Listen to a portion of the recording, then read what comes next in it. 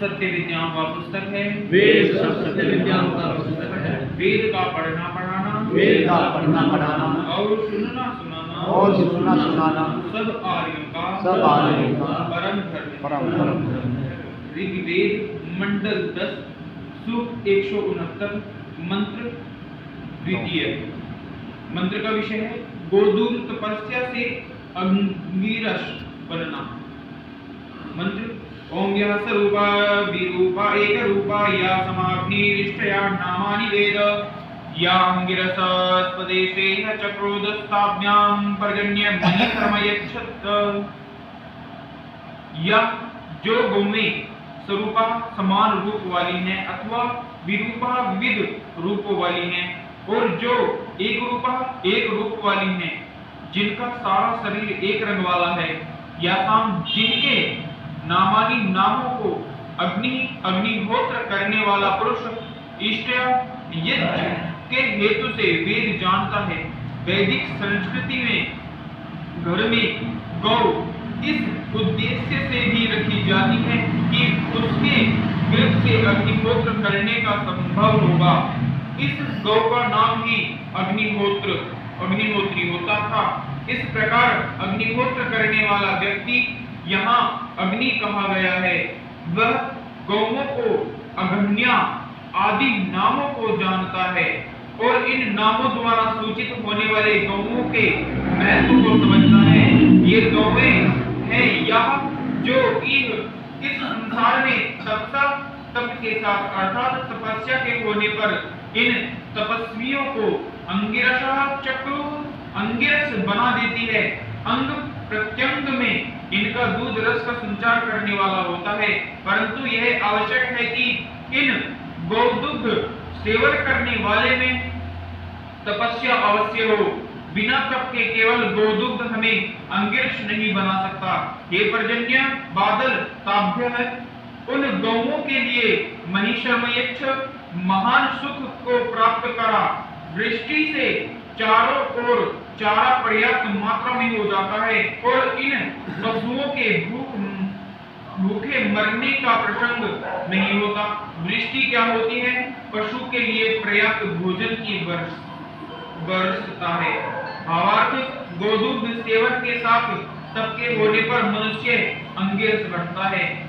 गोदुग्ध से शक्ति विस्तार। ओम या देवस्तंग मेरयंत याशां विश्व मोदिश्वरुका रूपाणि वेद ता अस्मभ्यं पैसा पिंगवाना प्रजापतिन्द्र गोष्ठेरिह। या जो गौमें देवेषु देववृत्ति के व्यक्तियों में तन्मम तन यानी विस्तारे शक्ति के विस्तार को प्रेरित करती हैं। देव गोदुग्ध का प्रयोग करते हैं और इस प्रयोग से उनकी शक्तियों का विस्तार होता है। सौम्य वृत्ति का मनुष्य यासाम जिनके विश्वारूपाणी सब निरूपणीय पदार्थों को वेद जानता है। गोदुग्ध दही छाछ मक्खन ये गो के सात्विक पदार्थ हैं। खोया मिठाइयाँ पनीर आदि राजस पदार्थ हैं। खट्टी लस्सी आदि तामस पदार्थ हैं। एक सौम्य पुरुष इन सबको जानता है और सात्विक पदार्थों का प्रयोग करता है। ताम वे गौएं पयसा पिन्वमाना अपने दुग्ध से हमें प्रेरित करती हैं। हे इंद्र परमेश्वर्य वाले प्रभु, आप प्रजावली उत्कृष्ट बछड़ों वाली इन गौओं को गोष्ठे हमारी गौशाला में विरीही दीजिए। हमारी गौशाला गौओं से पूरी भरी हो, हमें किसी प्रकार भी दूध की कमी न हो। भावार्थ गौदुग्ध के सेवन से हमें सब शक्तियों का विस्तार प्राप्त होता है।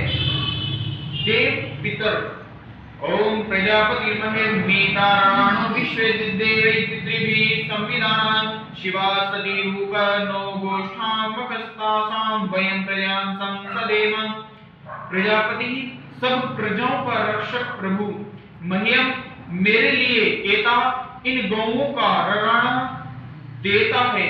इन गौओं के द्वारा विषय दे गई सब देवों से तथा पितरों से संविधान विद लाभ है। हमें सम्यक युक्त करता है। अर्थात इन गौदुग्धों के सेवन से हमारे अंदर देववृत्ति व पितृवृत्ति का उदय होता है। हम प्रायेण ज्ञान प्रधान जीवन बिताते हैं और रक्षणात्मक कार्यों में प्रवृत्त होते हैं। इन शिवासती कल्याणकर होती हुई गौओं को न हमारे गोष्ठम उपापः गोष्ठ में प्राप्त कराइए। वयम हम तामास उन गौओं के प्रजाओं के साथ संसदेव सम्यक्तया अपने घरों में विराजमान हो। इन गौओं से हमारा घर निरोगता, निर्मलता व तीव्र बुद्धि को प्राप्त करता हुआ चमक उठे, हमारा जीवन अधिकाधिक सुंदर बने। भावार्थ, गौदुग्ध के सेवन से देववृत्ति व पितृवृत्ति का उदय होता है, घर सब तरह से उत्तम बनता है। संपूर्ण सूक्त गौदुग्ध के सेवन के महत्व को व्यक्त कर रहा है। इस गौदुग्ध का सेवन हमारे जीवन को दीप्त बनाता है। सूर्य की तरह हम चमकते हैं। यह सूर्य की तरह चमकने वाला विभ्राट शौर्य है। अगले सूक्त का ऋषि है। इसके लिए प्रभु निर्देश देते हैं। अगला सूक्त है 170। इसका विषय है प्रभु में जीवन का अर्पण। ओम विभ्राट ग्रह पित्वे सौम्यम मावेदज्ञापता विर्वरुतमा वादज्यूतो यो अभिरक्षन्ति आत्मना प्रजापोषा कुरुला विराजति। विभ्राट विशेष रूप से चमकने वाला यह पुरुष बृहत वृद्धि के कारणभूत सौम्यम मधु सोम संबंधी औषधियों की सारभूत वस्तु को पिबतु अपने अंदर ही व्याप्त करने का प्रयत्न करे। सोम वनस्पति भोजन का अंतिम सार है। शरीर में रस रुधिर आदि के क्रम से 7वें स्थान में इसकी उत्पत्ति होती है।